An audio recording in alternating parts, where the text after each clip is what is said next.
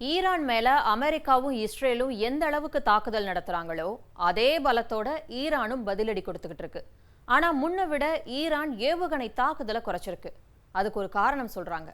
ஏன்னா நாங்க ஈரானோட ஏவுகணை தளங்களை எல்லாம் அழிச்சிட்டோம் அப்படின்னு அமெரிக்காவும் இஸ்ரேலும் ஒரு பக்கம் கொக்கரிச்சா, இன்னொரு பக்கம் ஈரான் நாங்க ஏவுகணை தாக்குதலை குறைச்சதுக்கு பின்னாடி ஒரு மாஸ்டர் பிளான் இருக்கு அப்படின்னு சொல்லுது. அது என்ன பிளான்? அப்படியே இஸ்ரேல் பக்கம் திரும்பினா அங்க ஈரான் கிளஸ்டர் குண்டுகள், அதாவது ஆபத்தான கொத்து குண்டுகளால தாக்குதல் நடத்துறதா சொல்லப்படுது. கொத்து குண்டுகள் அப்படின்னா என்ன? அப்படியே திரும்பி ஈரான் பக்கமே வந்தா ஒரு பக்கம் ஏவுகணை மழை பொழியுது, இன்னொரு பக்கம் வானத்திலிருந்து மர்மமான கருப்பு மழை பெஞ்சதா மக்கள் பதற்றத்தோட இருக்காங்க. அது என்ன கருப்பு மழை? இது எல்லாத்த பத்தியும் விரிவா அலச போறோம். அதோட இன்னொரு முக்கியமான விஷயத்தையும் சேர்த்துக்க போறோம். நம்ம அம்பானிக்கும் அமெரிக்க அதிபர் ட்ரம்ப்புக்கும் இடையில உலகத்தையே திரும்பி பார்க்க வைக்கிற ஒரு முக்கியமான ஒப்பந்தம் கையெழுத்தாகிருக்கு. இந்த போருக்கு நடுவுல அம்பானியோட ரிலையன்ஸ் நிறுவனம் திடீர்னு எப்படி முக்கிய பங்காற்றுது? இவை அனைத்தையும் படிப்படியாக அலசி ஆராய்வோம்.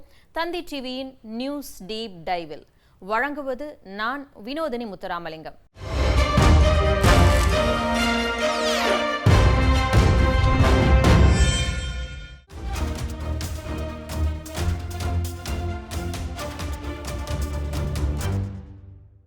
முதல் விஷயம், ஈரானோட மாஸ்டர் பிளான் என்ன? அமெரிக்காவும் இஸ்ரேலும் என்ன சொல்லிக்கிட்டு இருக்காங்க? ஈரான் பலவீனமாகிக்கிட்டு இருக்கு அப்படின்னு. ஆனா ஈரான் என்ன சொல்லுது?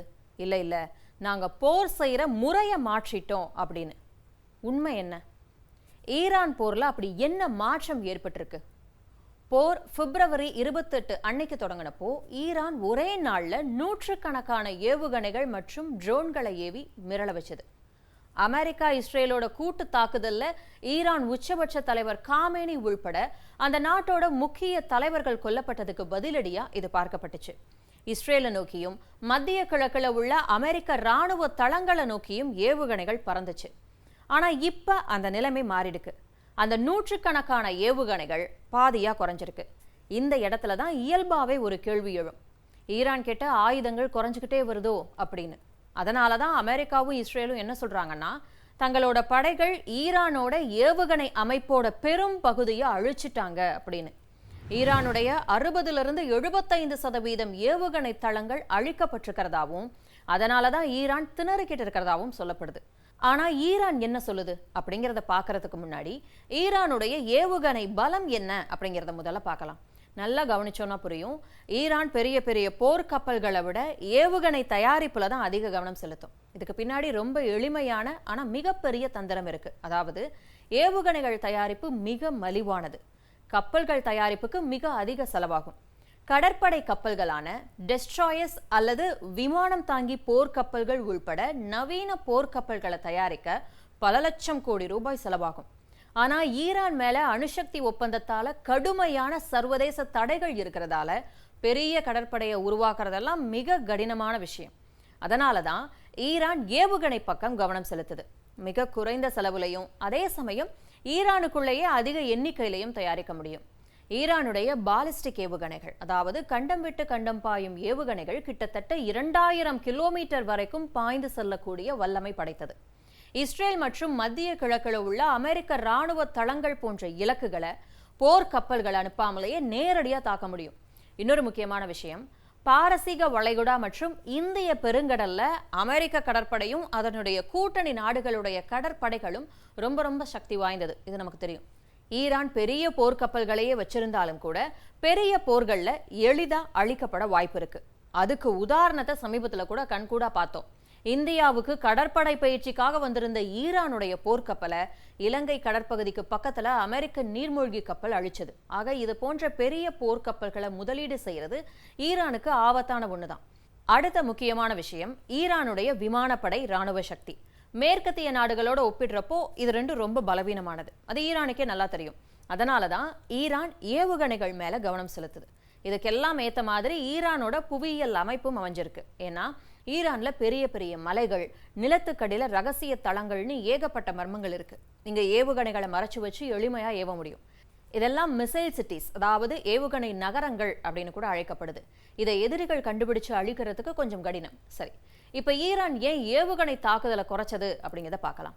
நாங்கள் திட்டமிட்டே தான் ஏவுகணைகளை குறைவாக ஏவுறோம் அப்படிங்கிறாங்க. அதாவது அதிக எண்ணிக்கையில் ஏவுறதை விட அதிசக்தி வாய்ந்த ஏவுகணைகளை ஏவுறாங்க. 100 சாதாரண ஏவுகணைகளை ஏவுற இடத்துல 100 மடங்கு சக்தி வாய்ந்த ஒரு ஏவுகணை ஏவுற மாதிரி. ஏவுகணைகளை குறைச்சதுக்கான இன்னொரு காரணமும் இருக்கு. ஏன்னா போர் நீண்ட காலம் நீடிக்கவும் வாய்ப்பு இருக்கு.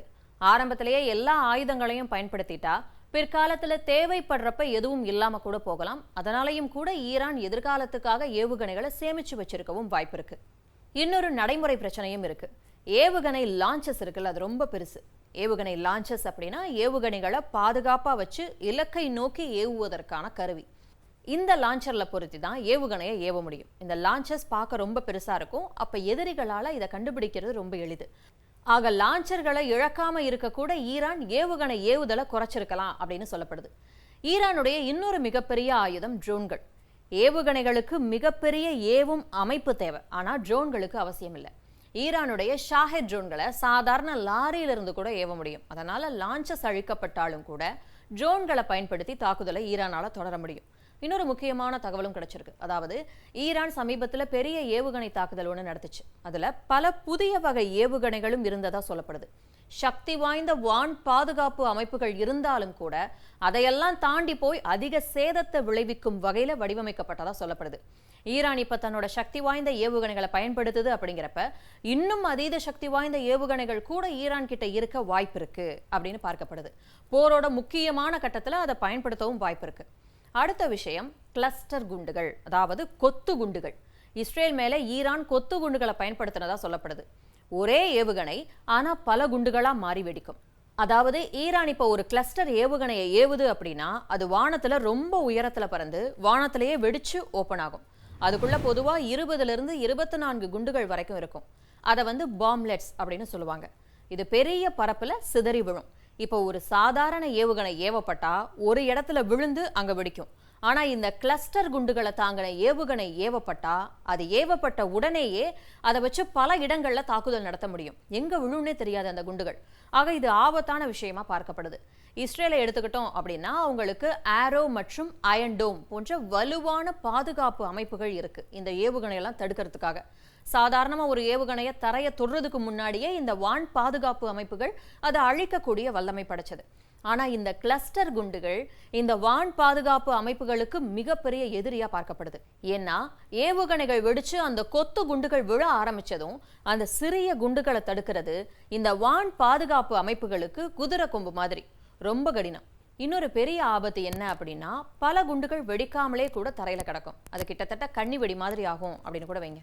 கவனிக்கப்படாமலே விட்டா எதிர்காலத்துல மிகப்பெரிய பாதிப்பை கூட ஏற்படுத்தும்.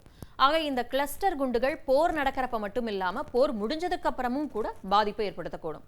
இந்த ஆபத்துகள் காரணமா தான் 120க்கும் மேற்பட்ட நாடுகள் கிளஸ்டர் குண்டுகளை தடை செய்யும் ஒப்பந்தத்துல கையெழுத்திட்டாங்க. ஆனா சில நாடுகள் கையெழுத்திடல.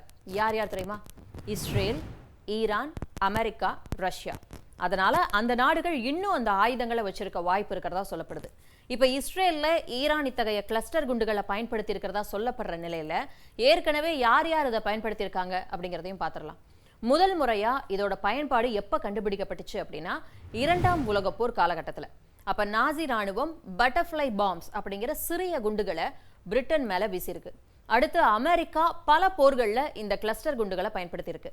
வியட்நாம் போர், ஈராக் போர், ஆப்கான் போர் அப்பெல்லாம் இந்த குண்டுகள் அமெரிக்க ராணுவத்தால பயன்படுத்தப்பட்டிருக்கு. அதோட சமீபத்துல கூட அமெரிக்கா கிளஸ்டர் குண்டுகளை யுக்ரைனுக்கு வழங்கினதா சொல்லப்படுது, யுக்ரைன் ரஷ்யா போருக்காக. அதே நேரத்துல ரஷ்யாவும் யுக்ரைன்ல இத்தகைய குண்டுகளை பயன்படுத்தினதா குற்றச்சாட்டுகள் இருக்கு. ஆனா ரஷ்யா அதை திட்டவட்டமா மறுக்குது. இன்னொன்னு 2006 லெபனான் போர். அப்ப இஸ்ரேல் பயன்படுத்தின கிளஸ்டர் குண்டுகள்ல 30% to 40% குண்டுகள் வரைக்கும் வெடிக்காமலே இருந்திருக்கு. இதனால மிகப்பெரிய பிரச்சனைகள் உருவாச்சு. தெற்கு லெபனான் பகுதியில பல்லாயிரக்கணக்கான வெடிக்காத குண்டுகள் மண்ணிலேயே கடந்திருக்கு.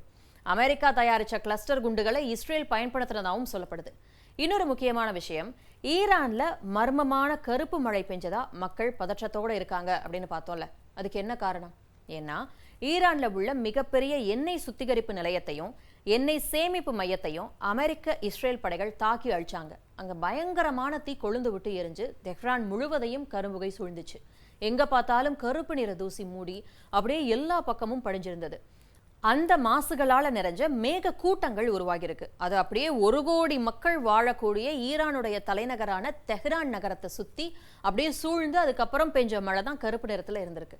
அதாவது அந்த கருப்பு புகை எண்ணெய் எரிஞ்சதால உண்டான துகள்கள், சாம்பல், ரசாயனங்கள், நச்சுவாயுக்கள் இதெல்லாம் கலந்து பெய்யக்கூடிய மழை தான் கருப்பாகியிருக்கு. அந்த மழைத்துளிகள் கீழே விழுகிறப்போ புகை, தூசி, ரசாயனங்கள் எல்லாத்தையும் சேர்த்துக்கிட்டு தான் தரையில விழும். பிசுபிசுப்பா, அழுக்கா, ஒரு மாதிரி ஒட்டும் தன்மையோட கார்கள், வீட்டின் மேற்கூரைகள் மேல அப்படியே மெல்லிய எண்ணெய் மாதிரியான அடுக்கு படிஞ்சிருக்கு. இது மிகப்பெரிய சுற்றுச்சூழல் பாதிப்பா தான் பார்க்கப்படுது. இதனால கடுமையான உடல் நல பாதிப்புகள் உருவாக வாய்ப்பிருக்கு. தலைவலி, சுவாச பிரச்சனை, இருமல், கண்ணெரிச்சல், தோலெரிச்சல் இதெல்லாம் கூட குறுகிய கால ஆபத்துகள் அப்படின்னு வச்சுப்போம். ஆனா நீண்ட கால ஆபத்துகளும் இருக்கு. இந்த அழுக்கான மழையில PM2.5 அப்படிங்கிற மிகச்சிறிய துகள்கள் இருக்க வாய்ப்பு இருக்கு. 2.5 மைக்ரோமீட்டர் அல்லது அதற்கும் குறைவான அளவுடைய தூசி அல்லது புகை துகள்கள். இப்ப நம்ம தலைமுடி இருக்குல்ல, அதுல ஒரு முடி சுமார் 70 மைக்ரோமீட்டர் நீளம் இருக்கும். ஆனா இந்த PM2.5 அப்படிங்கிறது அதை விட 30 மடங்கு சின்னது. இந்த துகள்கள் ரொம்ப சின்னது அப்படிங்கிறதால நம்ம சுவாசிச்சா கூட மூக்குல தட்டுப்படாது, நேரா நுரையீரலுக்குள்ள போயிடும். சில நேரத்துல ரத்தத்துல கூட கலந்துரும் அப்படின்னு சொல்றாங்க. அதனால ஆஸ்துமா பிரச்சனை, இதய நோய், நுரையீரல் சேதம், நரம்பியல் பிரச்சனைகள், புற்றுநோய் அபாயம் கூட ஏற்பட வாய்ப்பு இருக்கு. மழையை ஒரு தூய்மைக்கு உதாரணமா சொல்லுவோம், அவ்வளோ சுத்தமானது. ஆனா அப்படிப்பட்ட மாசில்லா மழையே மாசோட பெய்யுது அப்படின்னா எந்த அளவுக்கு ஆபத்தா இருக்கும் ஈரான்ல. இந்த போருக்கு இடையில முகேஷ் அம்பானியோட ரிலையன்ஸ் நிறுவனம் அமெரிக்கால ஒரு புதிய எண்ணெய் சுத்திகரிப்பு நிலையத்தை கட்டும் திட்டத்துல முதலீடு செய்ய போகுது. இந்த திட்டத்தை அறிவிச்சதே நம்ம ட்ரம்ப் தான். சுமார் 50 ஆண்டுகளுக்கு பிறகு அமெரிக்கால கட்டப்படும் முதல் பெரிய சுத்திகரிப்பு நிலையமா இது இருக்கும் அப்படின்னு பாராட்டியிருக்காரு. தினமும் சுமார் 2.54 கோடி லிட்டர் எண்ணெயிலிருந்து 2.67 கோடி லிட்டர் எண்ணெய் வரைக்கும் சுத்திகரிக்க முடியுமா இந்த புதிய சுத்திகரிப்பு நிலையத்துல. இதை சுத்திகரிச்ச பிறகு அதுல இருந்து பெட்ரோல், டீசல், ஜெட் எரிபொருள், பிற பெட்ரோலிய எரிபொருட்கள் உருவாக்கப்படும். அமெரிக்கால கடைசியா ஒரு பெரிய சுத்திகரிப்பு நிலையம் 1970களில் கட்டப்பட்டுச்சு. அதுக்கப்புறம் இப்பதான் கட்டப்படவிருக்கு. அமெரிக்கா இன்னைக்கு உலகத்துல மிகப்பெரிய ஷேல் ஆயில் உற்பத்தியாளர்கள்ல ஒண்ணு. அதாவது ஷேல் ராக் அப்படிங்கிற கற்கள்ல சிக்கியுள்ள எண்ணெயை எடுத்து அமெரிக்கா மிகப்பெரிய அளவுல உற்பத்தி செய்யுது. ஆனா இதுல ஒரு சிக்கல் இருக்கு. அமெரிக்கால இருக்கிறதுல பல சுத்திகரிப்பு நிலையங்கள் கனமான கச்சா எண்ணெய், அதாவது வெனிசுலா, கனடா போன்ற நாடுகள்ல இருந்து வரக்கூடிய எண்ணெயை சுத்திகரிக்கிறதுக்காக வடிவமைக்கப்பட்டது. ஆனா ரிலையன்ஸ் நிறுவனத்தோட உதவியோட உருவாக போற இந்த புதிய நிலையம் அமெரிக்கன் ஷேல் ஆயில சுத்திகரிக்க வடிவமைக்கப்படுது. ஆனா ட்ரம்ப் இந்த அறிவிப்பை அறிவிச்சிருக்கக்கூடிய நேரம் ரொம்ப முக்கியம். ஏன்னா மத்திய கிழக்குல நடக்கிற ஈரான் போர் காரணமா உலக எண்ணெய் சந்தை எப்பேற்பட்ட பாதிப்பை சந்திச்சிருக்கு அப்படிங்கிறத நம்ம கண்கூடா பாக்குறோம். எரிபொருள் விலை அதிகரிச்சிருக்கு. அதனால அமெரிக்காவோட எரிசக்தி பலத்தை பலப்படுத்த ட்ரம்ப் இந்த முடிவு எடுத்திருக்காரு. ரிலையன்ஸ்க்கு இது ஏன் முக்கியம்? ரிலையன்ஸ் ஏற்கனவே உலகின் மிகப்பெரிய நிறுவனம். அமெரிக்கால எண்ணெய் சுத்திகரிப்புல முதலீடு செய்யறதால அமெரிக்க எனர்ஜி மார்க்கெட்ல நேரடி பங்கு கிடைக்கும். அமெரிக்க இந்திய எரிபொருள் தொடர்புகள் வலுவாகும் அப்படின்னு சொல்லப்படுது. ஆக எண்ணெயை மையமா வச்சு இவ்வளோ விஷயங்கள் நடந்துகிட்டு இருக்க இந்த சூழல்ல ட்ரம்ப் என்ன சொல்றாருன்னா, நான் ஈரான் போற முடிக்கணும்னு நினைச்சா எப்ப வேணாலும் முடிப்பேன், இப்ப கூட முடிப்பேன் அப்படிங்கிறாரு. சீக்கிரமா முடிக்க விரும்புறேன் அப்படின்னு கூட அவர் சொல்றாரு. ஈரான்ல தாக்குதல் நடத்த எதுவுமே இல்ல, ஏன்னா எல்லாத்தையும் நாங்க அழிச்சிட்டோம் அப்படிங்கிறாரு. சமீபத்தில் நடத்தப்பட்ட தாக்குதல்ல ஈரானுடைய புதிய உச்ச தலைவரும் காமேனி மகனுமான முஜ்தபா காமேனி காயமடைஞ்சிருக்கிறதாவும் ஒரு தகவல் வெளியாகியிருக்கு. ஈரான் மக்கள் முஜ்தபா காமேனிக்கு எதிர்ப்பு தெரிவிப்பாங்க அப்படின்னு இஸ்ரேலும் அமெரிக்காவும் எதிர்பார்த்துக்கிட்டு இருந்தாங்க. ஆனா அதுக்கு மாறா அவருக்கு மிகப்பெரிய ஆதரவு கிடைச்சிருக்கு ஈரான்ல அரசாங்கத்தை கவிழ்க்கணும், ஆட்சி மாற்றம் வரணும் அப்படின்னு தான் காமேனியை படுகொலை செஞ்சாங்க அமெரிக்காவும் இஸ்ரேலும். ஆனா இஸ்ரேலும் அமெரிக்காவும் நினைச்சபடி ஈரான்ல ஆட்சி மாற்றம் நடக்காதது அவங்க 2 பேத்துக்குமே மிகப்பெரிய தோல்விதான்.